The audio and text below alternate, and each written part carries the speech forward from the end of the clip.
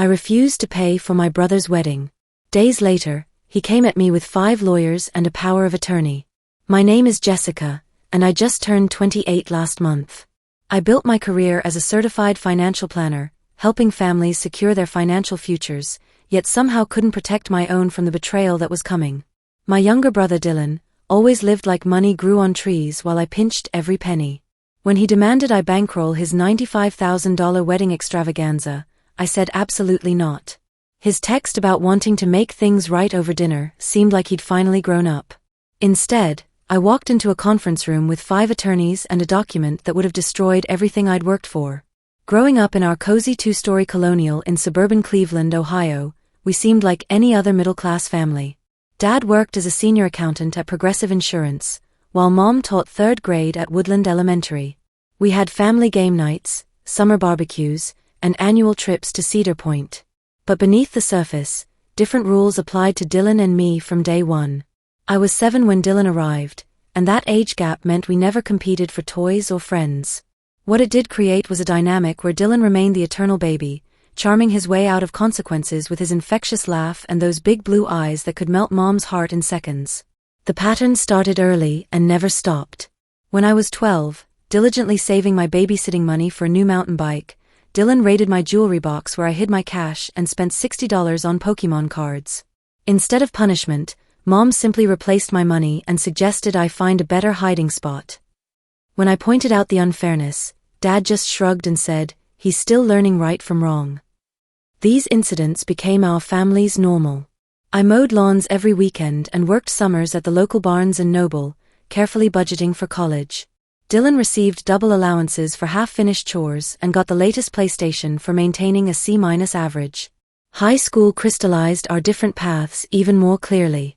I joined student government, captained the debate team, and graduated valedictorian with a partial scholarship to Ohio State University. Dylan barely scraped by with a 2.3 GPA, skipped classes regularly, and spent most weekends at house parties. College opened up my world completely. I balanced a full course load with 2 part-time jobs, filing at the campus financial aid office during the week and weekend shifts at Starbucks. Every summer break, I interned at investment firms in Columbus, building my resume while earning money. Dylan lasted exactly 1 semester at Cleveland Community College before declaring that traditional education stifles creative minds. He bounced between jobs at Applebee's, Best Buy, and driving for DoorDash, never lasting more than a few months anywhere. Each departure involved some dramatic tale about incompetent managers or toxic workplace culture. The real test came during my senior year when Dad faced early retirement due to Progressive's massive layoffs, and Mom had to reduce her teaching hours because of chronic back problems. As the responsible one, I naturally stepped in to help organize their finances, negotiate payment plans for Dad's heart medication, and ensure they stayed afloat. Dylan, then 21, still lived at home rent-free, contributing absolutely nothing while working sporadically as a bartender at various Cleveland nightclubs, somehow always finding money for designer sneakers and weekend trips to Chicago with his friends. After graduating summa cum laude, I landed my dream position at Hartwell Financial Services in Columbus. Every month, I automatically transferred $650 to help my parents, money they could depend on without asking. It felt good knowing I could provide that security after everything they'd done for me. That's when Dylan experienced his first major financial disaster. He'd racked up over $22,000 in credit card debt across 9 different cards, financing his lifestyle of craft cocktails, concert tickets, and impulse purchases. When the minimum payments became impossible to manage, he came to me in tears, swearing this was his wake-up call. Against every instinct I developed as a financial planner, I drained my emergency fund to pay off his most urgent debts. Dylan promised to cut up the cards, stick to cash only, and finally embrace fiscal responsibility. I even created a budget spreadsheet for him, color-coded and foolproof. 6 months later, he announced his brilliant business plan, a craft beer brewery specializing in experimental flavors like lavender wheat and jalapeno porter. He just needed a small investment of $18,000 to get started with his buddy chase. When I refused, Dylan went straight to our parents, who took out a $20,000 home equity loan to fund his dream. The brewery lasted exactly 8 months before shuttering due to unforeseen market conditions, which I later learned meant they'd spent most of the money on a tricked-out sound system and neon signs instead of quality brewing equipment. This pattern repeated itself with depressing predictability. There was the food truck selling gourmet grilled cheese closed after 4 months when the health department found violations, an online vintage clothing store failed when Dylan discovered that sourcing inventory required actual work, and most recently, a subscription service for artisanal beef jerky ended when Dylan ate more product than he shipped. Each venture began with grand speeches about entrepreneurship and ended with creative excuses about why external forces had conspired against his success. Meanwhile, my career flourished steadily. By 28, I'd earned 2 promotions, built a client base of over 150 families, received my CFP designation, and purchased a beautiful 3-bedroom craftsman house in German Village. 2 years ago, I met Bradley at a charity auction for the Columbus Symphony Orchestra. He worked as a software architect at Nationwide Insurance, shared my love for hiking and financial planning, and actually got excited when I showed him my retirement projections. Our relationship developed naturally, built on shared values and mutual respect. Bradley encouraged me to establish firmer boundaries with Dylan, something I'd struggled with for years. "You're enabling him," he'd say gently after Dylan's latest crisis. "He'll never learn to stand on his own if you keep catching him every time he falls." The first sign of Dylan's latest scheme came through Instagram. I was scrolling during my lunch break when I saw his post, a close-up shot of a woman's hand displaying a diamond ring that looked suspiciously expensive for someone whose last job ended 3 months ago. The caption read, "She said yes. Red heart ring #blessed #soulmate forever starts now." I'd never heard Dylan mention anyone named Savannah before, so I called Mom immediately. "Oh honey, isn't it exciting?" Mom gushed. "They've been dating for about 4 months, and Dylan says she's the one. You know how your brother is when he falls in love, head over heels completely." 4 months. He'd proposed to someone he'd known for 4 months. The engagement party 2 weeks later confirmed every suspicion I developed about this relationship. Dylan had rented the entire rooftop terrace at the Hilton downtown, complete with premium open bar, sushi station, live jazz trio, and professional photographer capturing every moment. Roughly 80 guests mingled around, most of whom seemed to be Savannah's friends based on their coordinated outfits and constant Instagram stories. Savannah herself was undeniably stunning, tall, blonde, perfectly styled in a designer white dress that probably cost more than most people's monthly rent.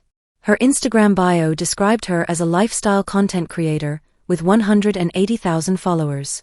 Her feed showcased an aspirational life of European vacations, champagne brunches at trendy restaurants, and sponsored posts for luxury skincare brands. As the evening wound down, Dylan cornered me near the dessert table. "Amazing party, right? Savannah has incredible taste, she planned every detail herself." He paused, fidgeting with his beer. "Actually, I wanted to run something by you. With your financial expertise, I thought you could help us create a realistic budget for the wedding."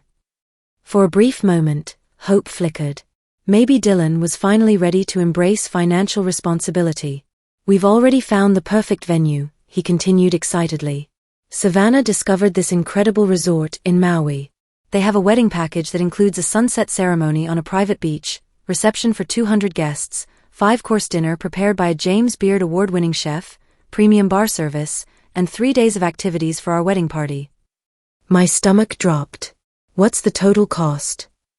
"Around $95,000, he said quickly, then rushed on before I could respond. "But think about it, this is a once-in-a-lifetime event. Savannah's parents own a chain of luxury car dealerships, so we need something that matches their expectations. Plus, with your recent promotion and since you're always so responsible with money anyway, I figured."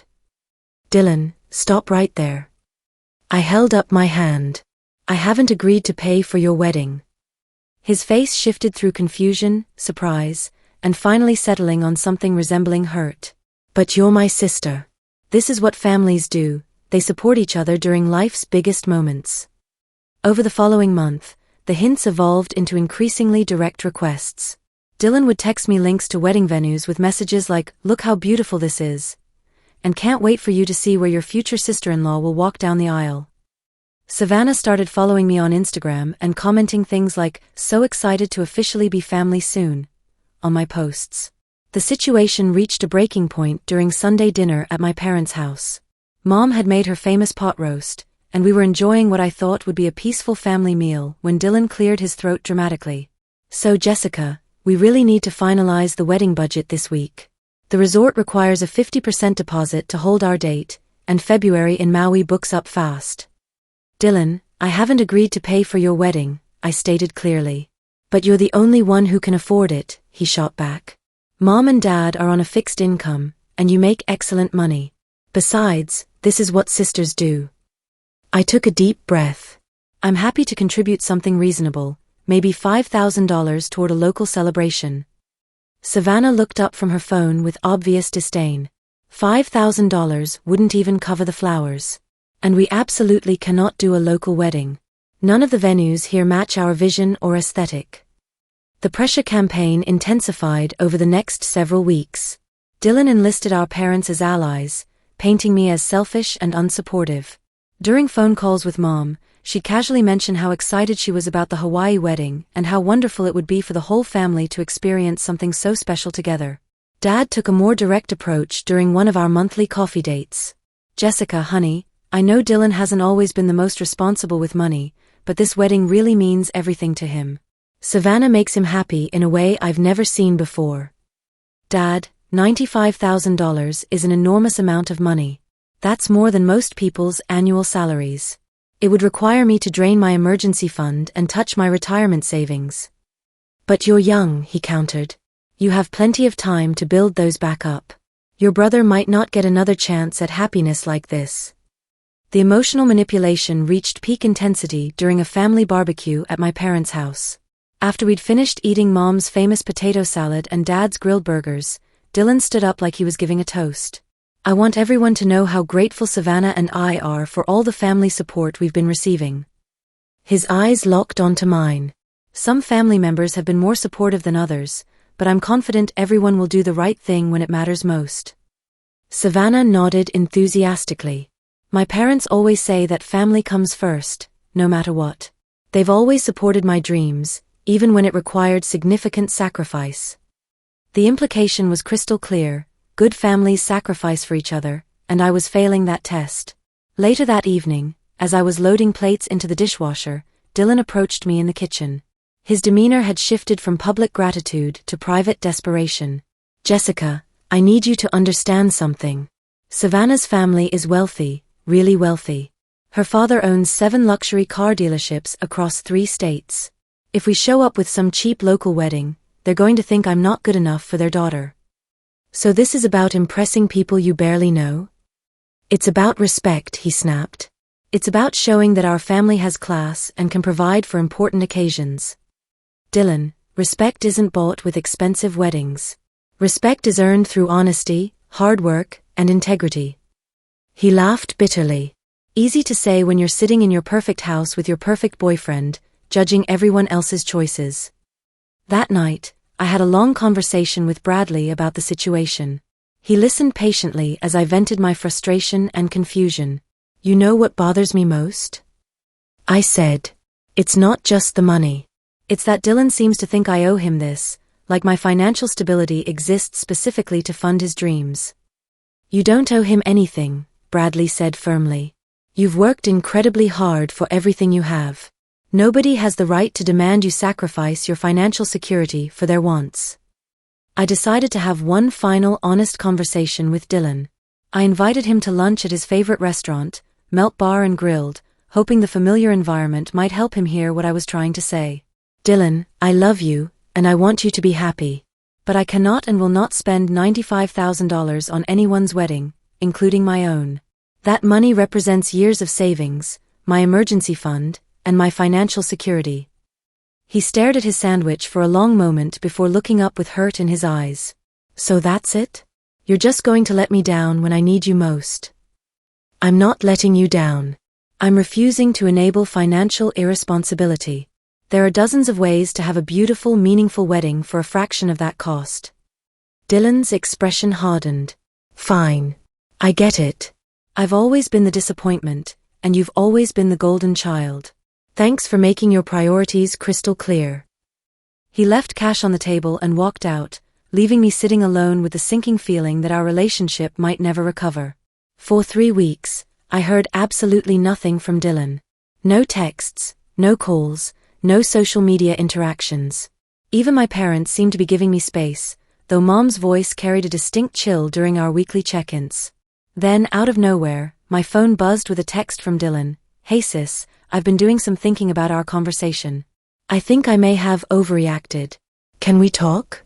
No wedding discussion, I promise." Bradley looked skeptical when I showed him the message. That doesn't sound like Dylan at all. When has he ever admitted to overreacting about anything? Still, I wanted to believe my brother was capable of growth and self-reflection. Maybe the engagement had matured him. Maybe Savannah had encouraged him to mend family relationships. Dylan's follow-up text came the next day. "Actually, your birthday is coming up next week. Let me take you to dinner at Romano's Macaroni Grill to celebrate and make amends. Remember how we used to go there for special occasions when we were kids?" Romano's was indeed where our family had celebrated every milestone: birthdays, graduations, promotions. The fact that Dylan remembered this detail seemed genuinely thoughtful. Maybe he really was trying to repair our relationship. Tuesday at 7, his text continued. "Just the two of us, like old times." I agreed, cautiously optimistic that we might find our way back to being siblings who genuinely cared about each other rather than adversaries fighting over money. For days before our scheduled dinner, I received an unexpected call that made my blood run cold. "Ms. Thompson, this is Jennifer from Romano's Macaroni Grill. I'm calling to confirm your business meeting reservation for Tuesday evening in our Tuscan room." "Business meeting?" I echoed, my heart beginning to race. Yes, the reservation made by Mr. Thompson specifically requested our business meeting setup with the projection screen and conference-style seating for 8 people. 8 people. My mouth went dry. I immediately called Cole, a friend from law school who'd helped me with legal questions when I was buying my house. "It sounds like your brother might be planning some kind of formal presentation," Cole warned. "Given your history and the money issues, I'd be extremely careful. This could be an attempt to pressure you in a more formal setting." The day before the dinner, Dylan's texts became increasingly specific and concerning. "Make sure to dress professionally. Bring your ID and any financial documents you might need. I have a birthday surprise that might require some paperwork. Oh, and come alone, please. This needs to be just family." Every instinct I developed as a financial planner was screaming danger. I decided to implement several precautions. I asked Bradley to arrive at the restaurant 30 minutes after me and sit at the bar where he could observe. I made sure Cole was available by phone. I fully charged my phone and downloaded a voice recording app. I arrived at Romano's at 6:55 p.m., my stomach churning with anxiety. The hostess led me through a maze of corridors toward the private dining rooms, stopping at a heavy wooden door marked Tuscan Room in elegant script. What I saw when that door opened confirmed my absolute worst fears. There were no birthday decorations. No celebration setup. No sign that this was supposed to be a happy family occasion. Instead, the room looked like a corporate boardroom. A long mahogany table dominated the space, surrounded by leather chairs. At the far end sat Dylan and Savannah, both dressed in expensive business attire. My parents occupied chairs to their right, looking deeply uncomfortable and avoiding eye contact with me. 5 people in expensive suits sat across from my parents, leather briefcases and manila folders arranged precisely in front of them. The setup was intimidating, professional, and completely terrifying. "Jessica." Right on time as always, Dylan stood with a practiced smile that didn't reach his eyes. "Please, take a seat." He gestured to a single chair positioned at the opposite end of the table, facing everyone else like I was on trial. My hands trembling slightly, I pulled out my phone, activated the recording app, and slowly took the offered seat. "What is this, Dylan? This clearly isn't a birthday dinner." A distinguished man in his 50s cleared his throat. "Ms. Thompson, I'm Richard Williamson from Williamson, Hayes and Associates. Your brother retained our services regarding a family financial matter. We're here to facilitate a productive discussion and hopefully reach a mutually beneficial agreement." One of the female attorneys slid a thick document across the polished table. The header read "Power of Attorney Agreement" in bold, official-looking type. My blood turned to ice water. "What is this?" Dylan leaned forward with an expression that mixed concern with determination, clearly practiced in front of a mirror. "Jessica, you've always been the financially responsible one in our family. You have the education, the expertise, and the resources that the rest of us lack.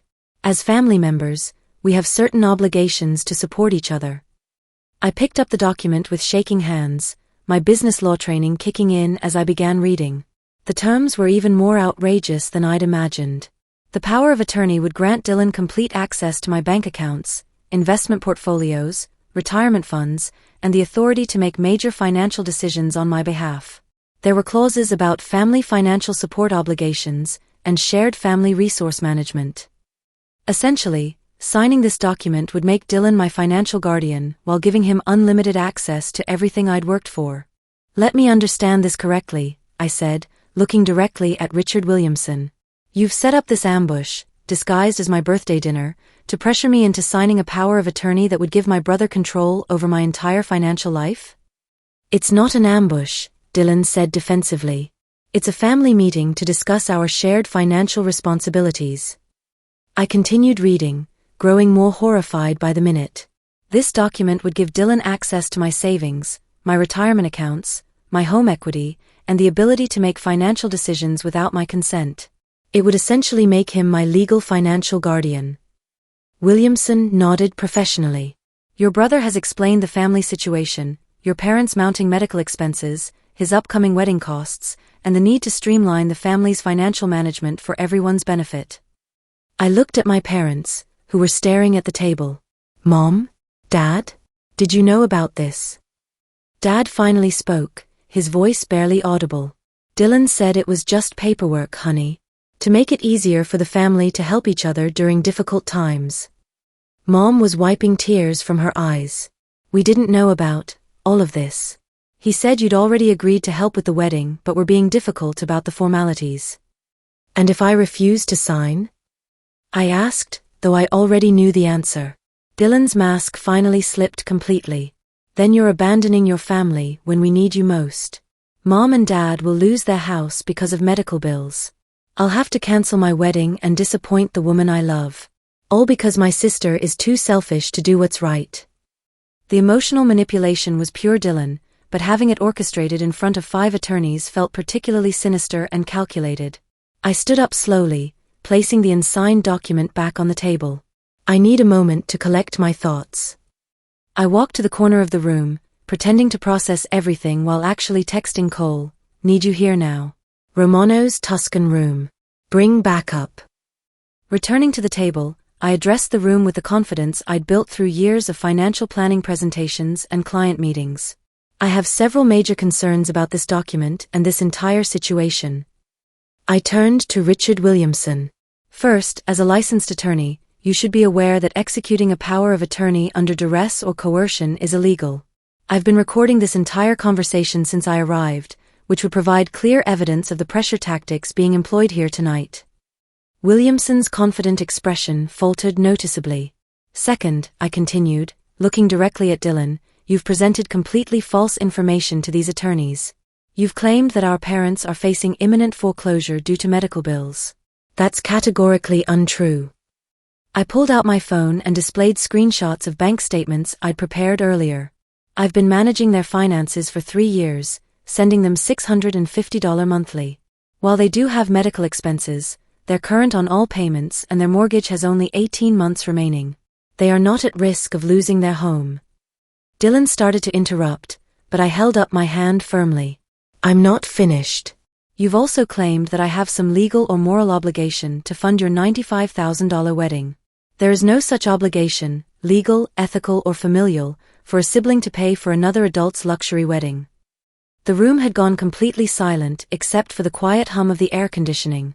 Third, this power of attorney contains numerous provisions that appear designed to benefit Dylan personally rather than address any legitimate family financial needs. The discretionary family support clause would essentially give him unlimited access to my accounts with minimal oversight or accountability. I turned to my parents with compassion in my voice. Mom, Dad, I love you both deeply, and I will continue supporting you exactly as I always have. But I will not be manipulated or coerced into signing away my financial independence through fraud and deception. As if perfectly timed, there was a knock at the door. Cole entered with another attorney I recognized from law school. Ms. Thompson, you texted that you needed immediate legal consultation? The power dynamic in the room shifted instantly. Dylan's attorneys suddenly looked far less confident when facing their own legal opposition. Cole quickly assessed the situation and reviewed the power of attorney document. After several minutes, he let out a low whistle. This is incredibly one-sided and frankly predatory. Ms. Thompson, signing this would give your client essentially unlimited access to her assets with virtually no legal recourse for her protection. He addressed Williamson directly. I'm curious about the circumstances under which your client retained your services. Did he fully disclose his employment history, credit rating, and current financial situation?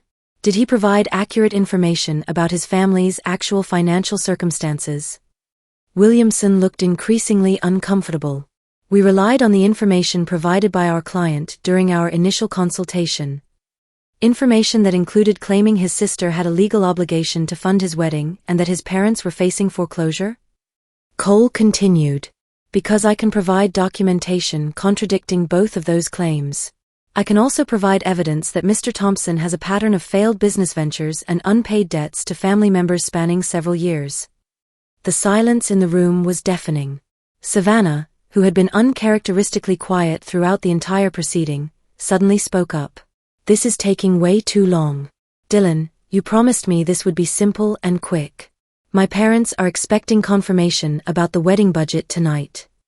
Dylan shot her a warning look, but the damage was irreparable. Cole seized on this immediately. Ms. Richardson, are you aware that what you just said could be construed as evidence of conspiracy to commit financial fraud? Her face went pale. What? No, that's not. Dylan told me his sister always helps with family expenses. He said she'd already agreed to help with the wedding but was just being difficult about signing some paperwork. And there it was, the truth finally emerging. Dylan had lied to everyone in that room in different ways. He'd told Savannah I'd already agreed to pay for the wedding. He'd told the attorneys I was legally obligated to provide family financial support. He'd told our parents I was just being stubborn about signing a formality. Every single person had been deceived with carefully crafted lies designed to manipulate them into pressuring me. Dylan, I said quietly, is there anything at all, you told the truth about tonight? His composure cracked completely. You don't understand the pressure I'm under. Savannah's family has money, real money. Her father owns multiple luxury car dealerships. If we don't have a wedding that matches their social status, they'll think I'm not worthy of their daughter. So you decided to commit fraud against your own sister to impress people you barely know? It's not fraud. Families help each other. You make excellent money, you don't have kids or a husband to spend it on. Why shouldn't you help me find happiness? The entitlement was absolutely breathtaking, but what happened next was even worse. Savannah stood up, her own facade finally crumbling. Wait, you told me your sister was loaded. You said she had like $500,000 just sitting in accounts collecting interest. If she's not paying for the wedding, where exactly are we getting this money? My parents already think you're beneath me. I cannot show up to their country club friends with some budget local wedding. Dylan turned on her desperately. I told you I'd handle everything. Jessica always comes through eventually. She just needs the right motivation. Motivation. I repeated. You mean coercion through legal documents and emotional manipulation? The attorneys began packing their briefcases, clearly recognizing they'd been dragged into a family drama built on lies and false pretenses. Williamson stood formally. Mr. Thompson, there appear to be significant discrepancies in the information you provided our firm. We'll need to completely reassess our representation moving forward. As the lawyers filed out, leaving just our family and Cole, the real Dylan emerged completely, entitled, desperate, and ugly. Fine, he shouted. You want to be selfish? Be selfish. But don't come crying to me when you're old and alone with nothing but your precious money for company. At least I'll have my integrity, I replied calmly. Integrity doesn't pay for weddings. No, Dylan. Jobs pay for weddings. Savings pay for weddings. Planning and responsibility pay for weddings. Fraud doesn't pay for weddings. Savannah was frantically typing on her phone. I'm calling my dad. Maybe he can loan us the money for something decent. Good luck with that, I said. But leave me completely out of it. Our parents, who had remained silent throughout most of this devastating exchange, finally spoke up. Jessica, honey, Dad said with tears in his eyes. "We're so sorry." Dylan told us this was just about making it easier to help with our medical expenses. We had no idea about the wedding money or any of these other deceptions. Mom was crying openly. "We never wanted you to feel pressured or manipulated. We're proud of how responsible and successful you've become." The aftermath unfolded over the following weeks like a family soap opera. Dylan and Savannah's relationship imploded spectacularly when her parents refused to fund the Maui wedding and she realized Dylan had no backup plan whatsoever. The engagement was called off within 10 days. My parents and I had several long, honest conversations about boundaries and enabling behavior. They admitted they'd been making excuses for Dylan's irresponsibility for years, always cleaning up his messes instead of letting him face natural consequences. Dylan moved out of our parents' house and into a studio apartment across town. He sent increasingly angry texts over the following months, but I blocked his number after he demanded I pay for therapy to help him process the trauma of his broken engagement. 6 months later, Bradley proposed to me during a quiet dinner at our favorite local bistro. No lawyers, no family drama, no financial manipulation, just two people who loved each other and wanted to build a life together based on mutual respect and shared values. Our wedding was absolutely beautiful, modest, and completely within our budget. We invited 40 close friends and family members to a ceremony at Franklin Park Conservatory, followed by a reception at a local community center decorated with flowers from Mom's Garden Club. Total cost, $12,000. Dylan didn't attend. According to Mom, he'd moved to Denver to start fresh, and was working at a tech startup. Whether this change would stick remained to be seen. Today, Bradley and I have been married for 18 months. We own our home, contribute maximally to our retirement accounts, and make all financial decisions as equal partners. We continue helping my parents with medical expenses and home maintenance, but always within reasonable limits and with complete transparency. Looking back on that nightmare at Romano's, I've come to see it as an unexpected gift. It revealed exactly who Dylan had become and forced me to establish boundaries that should have been set years earlier. I learned that saying no to family isn't betrayal, it's self-preservation. I learned that enabling someone's irresponsibility isn't love, it's harm disguised as helping. Most importantly, I learned that the people who claim to love you most are sometimes the ones most willing to exploit that love for personal gain. Financial boundaries aren't just about money. They're about respect, integrity, and healthy relationships. Sometimes the greatest gift you can give someone is refusing to enable their worst impulses, even if they're family, even if they hate you for it, especially if they hate you for it. Because real love sometimes means saying no when someone you care about is headed toward a cliff, even when they're determined to drag you down with them. I chose to save myself instead, and I'd make that same choice again without hesitation.